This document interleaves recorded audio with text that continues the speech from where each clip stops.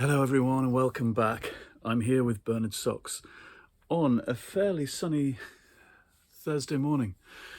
And I've realised when I woke up this morning, it's 10 years since I published a particular book in the US. Penguin US bought my book, The Story of Festa Cat, and brought it out in their Barclay imprint 10 years ago. That's our cat Festa, sitting on one of the wooden chairs in our back garden in the beach house. It never came out in the UK. I don't know why. The Penguin UK didn't take it from them, didn't buy it. It was a mistake to go with the US imprint, although they were really, really keen. There was a woman who was retiring and she'd been one of the editors of Cozy Mysteries at Barclay Prime Crime, a list that I really admired and I loved. And she'd published cat books galore, cat solving mysteries. And so she seemed like a natural person to send this to. When I wrote this book, it was just after Festa the cat had died. And I told his story through his eyes. And he told mine and Jeremy's story in his voice. And I was breaking all the rules of the cat books, this industry of cat memoirs, because people tell their own stories, the cats don't. But that's not how this came out. It came out in Festa's voice. And it was a magical time. And I sent it to all my friends immediately and got a big response. And we sold it within a month, but I wish we'd sold to a British publisher first. We had an offer and went with the Americans, and they let it go out of print. The woman who'd bought it, who wouldn't touch a word of the manuscript because she loved it so much, she retired after all the years and years, decades in the job. And Penguin just didn't do anything with it and it disappeared. 10 years on, I'm trying to get the rights back. What you have to do as an author, when somebody lets a book of yours go out to print, your agent who did the deal at the time has to write to the publisher and request a letter saying that we give the rights back to the author. And I've tried for 2 years with Penguin US, and I tried the agent I had at the time and another agent I had after that, because the agent moved jobs and one dumped me. And anyway, it's very difficult, and I'm trying to get the rights back because I really want to publish this again. Even if I self-publish it, I want the story of Festa Cat to be out there in the world again, because to me it's an important book. Another book I had made after he died in 2013 was this one, a book of photos. There's just one copy. Look at him. Festa was 18 when he died, and he was a stray who moved in with us. I only get this book out rarely to see these pictures.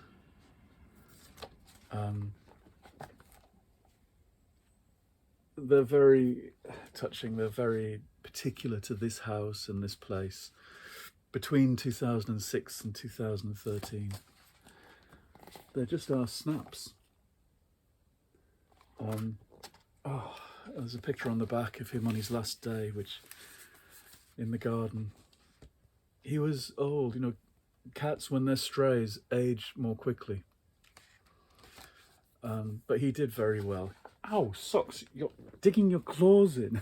He wasn't a big, healthy, boisterous boy like Bernard Socks. He was half the size, a third the size of Socks, and very gentle and a bit skittish. He didn't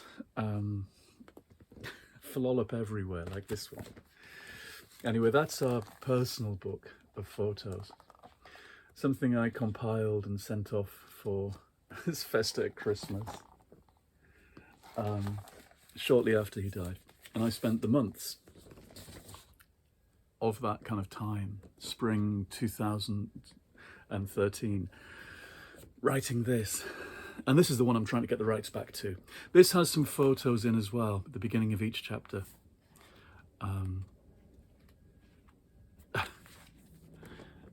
As he tells his tales. I thought I'd read you a little bit, given that it's 10 years since this came out. And it's my campaign to have this book come back. So if anybody can help, honestly, I'm having to remind people to fight my side. But of course, people have moved on. The agent that I'm dealing with doesn't care about my stuff anymore. But I want them to give me the rights back, which, is no skin off their nose. They've had their go. And they just have to give them back, and then I can do it again. I think it's a book that should be there. Now, what I'll do is read a little bit from the beginning. This book begins with the end of Festa's story, and then he double backs and tells us about all of his adventures leading up to then. What I need is the chapter where we take him to the vets on his last day. It's a bit sad. Okay. I'll read this. This little chapter is called The Farthest I've Been. And remember, it's in Festa's voice. He's 18 and he's a tuxedo cat who's not very well. In the early spring of 2013. I went to bed, but I didn't want water, and I didn't even want a wee. It was all not a bit like me. I didn't feel like purring by then either. Paul and Jeremy stroked me and stuff, but I couldn't make any noises. Not by then. I lay between them, sinking into the duvet, almost hidden from them. I let Paul hold me all night. I moved away, wriggling at one point. I don't know where I think I was going. He came and lay the wrong side up in the bed and held me close, and I liked that. In the past, I might have found it a bit much, but it was all right. First light came, and I was awake, holding up my head, but it was heavy. It was really pounding, something shocking. Jeremy woke up early for a Saturday and lay next to me. It took quite a lot of energy, but I lifted up my paws and put them on his hands. Then I put my chin on my paws. My whole head and paws were in his open hands. Look, I said, Ungao. Ungao was the word that Festa said the most. This is me. This is Festa the cat. And I'm trusting you guys. I'm putting myself in your hands, just like I did when I moved in and decided I was adopting you two. I'm doing it now when I need to the most. We lay like that for a long time. Paul went for his bath and made some tea. When he brought it, Jeremy went for his bath. It was like our morning routines. It was great. We were getting ready for the day. Paul picked me up. No, I didn't want the loo. He carried me downstairs. He opened the back door. We went out into the garden. The sun was coming through the trees, and it was brilliant. It was 9 o'clock on the day the clocks went forward. It was Saturday, and it was the first day of British summertime, and the sun, look at it on the pond and the beach house and Festa's plank. Festa had a plank which went crossways across the grass, and he would walk along it from the pond to the beach house. I let Paul carry me out down the garden, and we all sat in my favourite places. I even sat on the soil for a while, sniffing up the scent of outdoors under the magnolia. There he is on his last morning in the garden.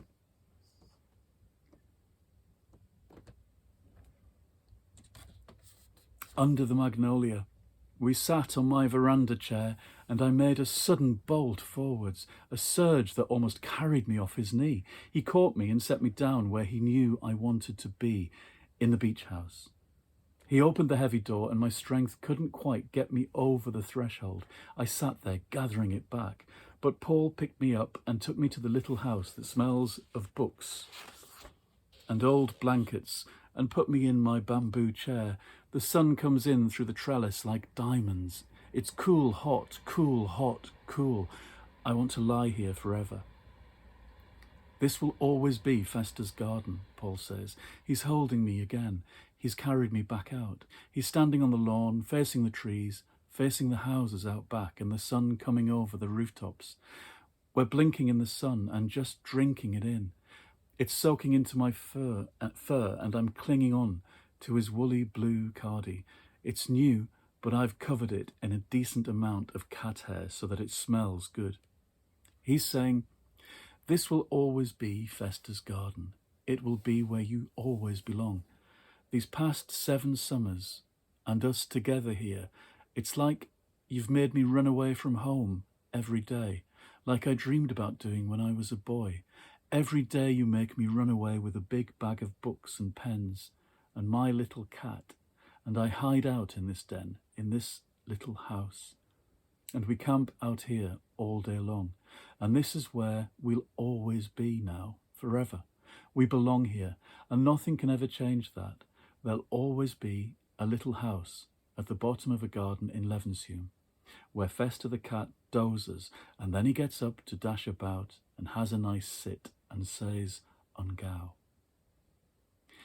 Jeremy was on the phone, talking to a very nice-sounding young lady, he said. He had printed off a not very good map from Google Earth. The place we were going to was in Cheadle-Hulme, near the golf course. Paul said, "It'll be even fancier than your usual hairdressers, Festa." The hairdressers was our euphemistic name for the vets. "If it's Cheadle, it'll be like some celebrity salon where fancy cats go." But it meant the car journey was longer. I've never been on such a long car journey. I was in my cat box on Paul's knee, and we went much further than the Stockport Road. In fact, I don't think I've ever been as far as that from home, ever. How strange. See? There's always new stuff to learn and to discover. We drove down a long road, and I was losing my balance a bit inside the box. Jeremy said, "I'll drive as smoothly as I can, Festa Cat." And then they sang to me. First of all, Paul was just talking. He kept saying, "Ungao, ungao, mau, mau." Jeremy told him he was sounding a bit manic. But I didn't mind. My ears twitched up when he started shouting, "Ungao." Yes, I thought, yes, ungao, ungao. I'm here. "We should sing," Jeremy said. "Sing, Paul, sing to him." And Paul sang his silly song about Festa Cat being the best cat in the world. They both sang it. It was like a triumphant song. Festa Cat, he's the best cat in the world, Festa Cat. And they both threw in a few shouted ungaos for good measure.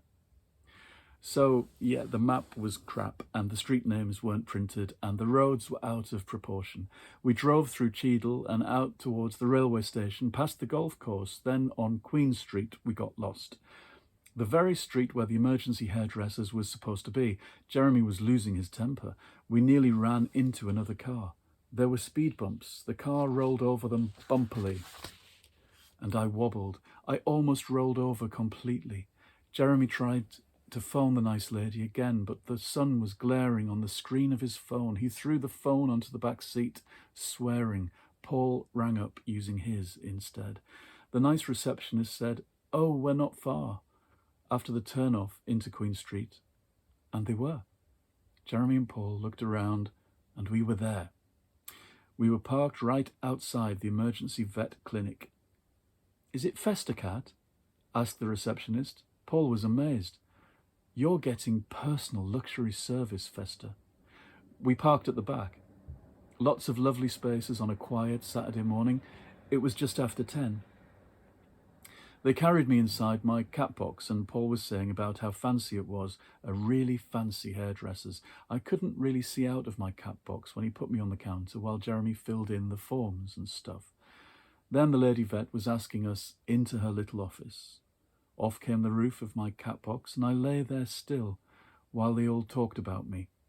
All this stuff about the week I'd had, and the nice lady vet said something about how I must have felt like I had the worst hangover in the world. My head must be thumping. Yes, I thought, she understands. She knows just how I feel. Ungao. Paul and Jeremy picked me up one at a time. They hugged me. They said all the things again that they've been saying all week. They told me how they loved me.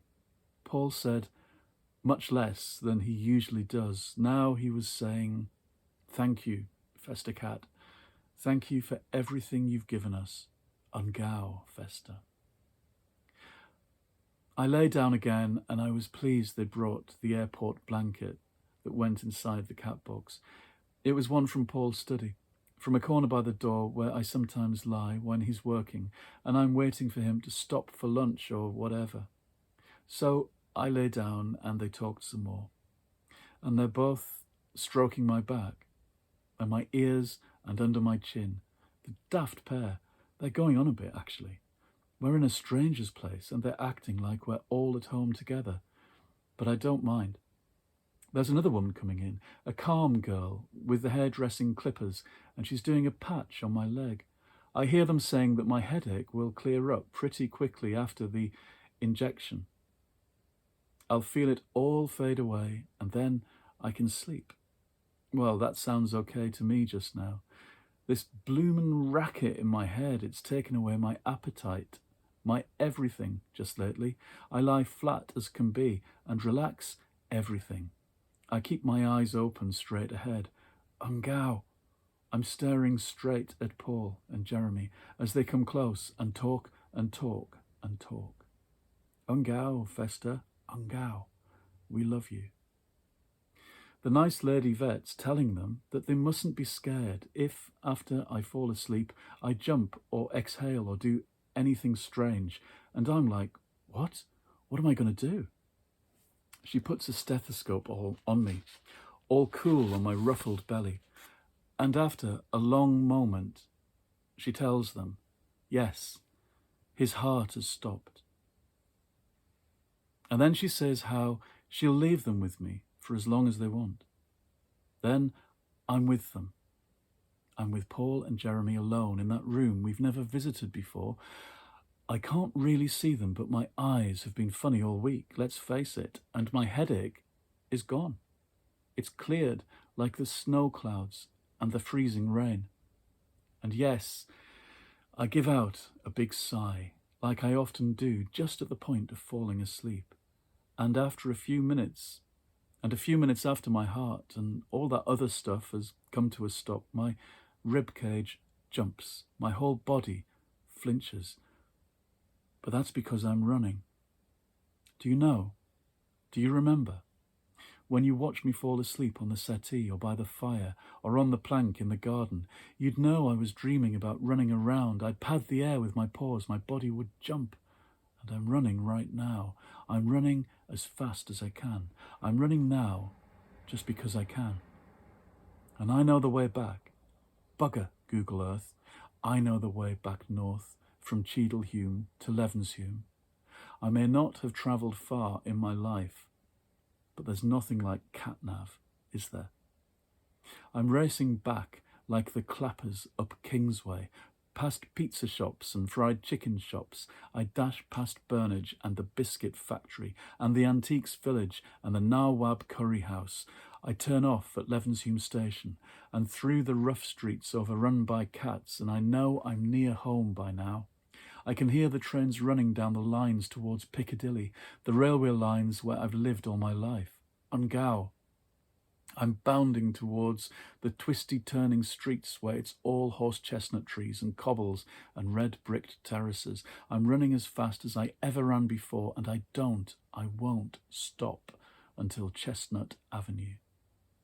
Paul and Jeremy can catch up with me in the car. They know the way. But I have to get here first, don't I? That's obvious. That's what has to happen now. And here I am, bounding down the alleyways, over cobbles and over fences and shrubs. Festa's garden is waiting for him. It's the first day of summer, and that's official. And I am here. I'm back in my place. And I'm going to be here forever now. Ungau. Ungau. Ungau. I'll stop there. The next thing is, it goes back to the beginning of the story. It goes back to how he moved in with us. His story, the story of his life as a stray with a gang of cats down by the railway embankment, and how out of all of his gang, he chooses to move in with us. He's ready to live in a house with two fellas. Okay, I shall stop there. I just wanted to give you a flavour of that book that I published exactly 10 years ago, and a book which I loved and other people loved, and a book which vanished into one of those publishing holes, which is really unfortunate, like so many of my books. I'm trying to get it back. I will get the rights somehow, and I will bring it out again, because I think it deserves to be out there. And Festa's story deserves to be told. Okay, goodbye, and I'll see you again soon in the next episode.